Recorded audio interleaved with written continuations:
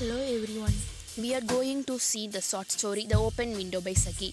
Frampton Newton is a single man in a new town. His sister has arranged for him to meet her acquaintance to prevent him from becoming lonely there. On one such visit he meets Vera, the 15-year-old niece of Mr. Saplington. He asks Frampton whether he knows many people in town. He says he is a newcomer. Vera says how well he knows her aunt, and he confesses that he knows only her name and address.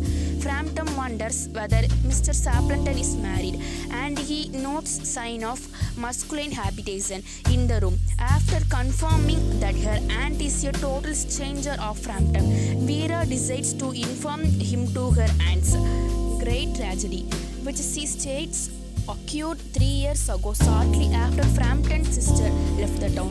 Vera points to a large open French-style window in a room, which was kept open on a warm October afternoon.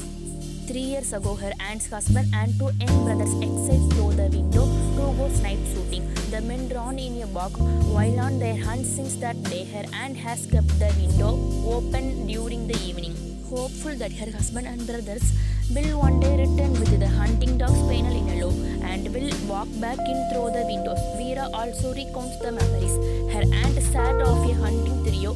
Mr. Saplington's raincoat slung over his arm.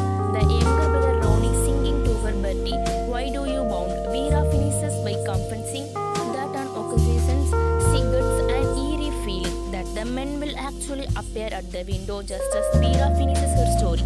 Mr. Stapleton enters. She apologizes for the open window and explains that she's left it open for her husband and brothers to return from shooting. She expects that he'll dirty her clothes with their muddy shoes. Frampton expects to shift the conversation, but Mrs. Stapleton frequently looking out the open window and prattles on about hunting.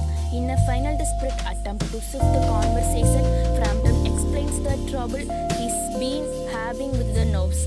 Suddenly, Mrs. Stapleton jumps exactly, remarking that the hunting party has finally returned.